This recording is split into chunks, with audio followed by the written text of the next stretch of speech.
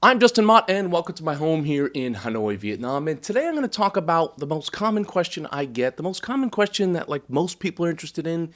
It's the simplest one. It's how do I get started in photography? There's a lot of information, a lot of talking heads on YouTube, a ton of gear talk. Too many opinions, I feel, too many quick fixes, too many game changers from people who've never really played the game. Today's video is gonna strip photography back to its essentials.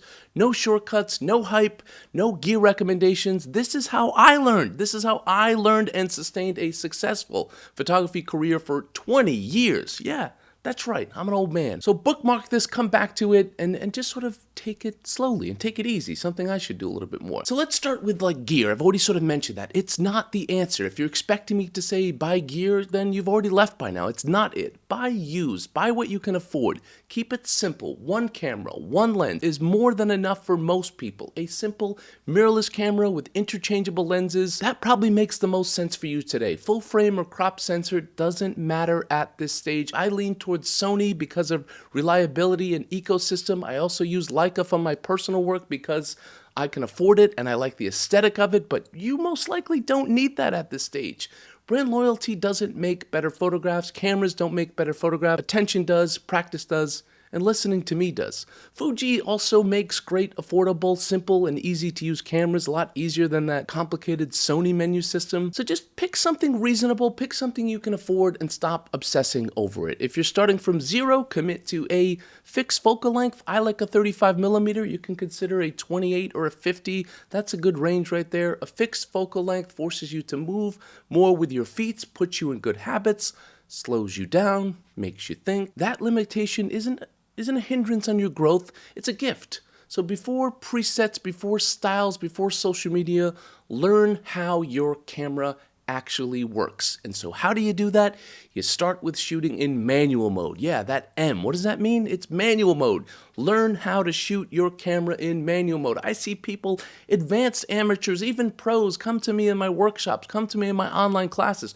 Also, that's just a quick moment to let you guys know I do offer mentorship, online classes, workshops, and much, much more, all available at askmott.com. So start with understanding that exposure triangle. Understand aperture, shutter speed, ISO. Don't memorize things. Understand cause and effect. Now, composition, extremely important. Practicing composition. Put your camera where it doesn't feel natural. That sounds weird, but you know what I mean. But get down low. Get high. Well, not that kind of high. Well, get high, whatever you want. Do it safely. Move closer than what feels comfortable to your subject. Start with someone you trust. Here's another little exercise to just help you in a controlled environment with your composition. Have a friend just sort of stand still by the window, that's fine, and make 5 different photographs without them moving. Only you move. Change your distance, change your angle. Get low, get high, shoot through things. Small shifts change everything. Practice composition in low pressure environments, at home, in your neighborhood. Familiar places remove distractions and help you see more clearly and concentrate more intentionally. A common mistake is only shooting and practicing on big trips. New places mean overload and distraction and stress for a lot of people. Build your foundation somewhere familiar and then take it on the road with you to somewhere like Vietnam and do a workshop with me. Once you have your footing with the exposure triangle and composition and you're getting a little bit more comfortable with your camera, start studying other photographers slowly, intentionally. Pick a few voices, not algorithms. Look at their work. The best photographers out there aren't on YouTube, except me. But no, they really aren't. Look at the work closely. Go to a bookstore, go online. So look at Magnum, look at Seven, look at war photographers like James Nachtwey, classic portrait photographers like Irving Penn and Richard Avedon. Genre doesn't matter. Look at a variety of photographers. What matters is what holds your attention. Look at books. Let images set in. Ask yourself why you like it, why they chose to frame their picture like that, why they used that composition, why they photographed in that light. And it's okay to imitate at first, reverse engineer what you love, light, framing, timing, distance, but imitation should be temporary.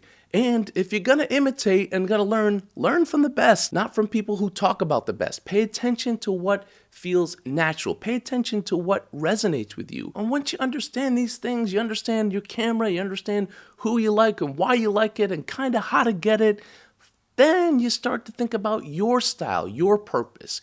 Give your photography purpose. Shooting without direction leads to frustration and to plateauing. It leads you to me here. You need a project, a clear focus, a question, a boundary, a theme, and then give that a time frame. 3 months, 6 months, a year. Have a plan, have a schedule, make it work. Publish something, whether that be on Substack or on your blog or at a local cafe, somewhere, or even just publishing your own book. Purpose creates momentum and also gives you accountability. Momentum builds confidence. A few final truths here. Progress is slow. Recognition is slower. That's normal. Gear and YouTube gives you dopamine. It doesn't give you direction. When you understand fundamentals and your intent, you can adapt to any camera and any assignment. Practice relentlessly. Edit ruthlessly. Learning to evaluate your own work is just as important as making it. Okay, that's my rant today. If you're interested in a mentorship with me, portfolio reviews, open Q&A, or my workshops, you can book a session. All that and more at askmott.com. If you have any questions for me, that's what I'm here for. Ask me in the comments section. I'm quite engaged. Thank you guys for tuning in. Don't forget to like, share, and subscribe. And don't forget to have a wonderful day. And Happy Lunar New Year. That's coming up very soon here in Vietnam.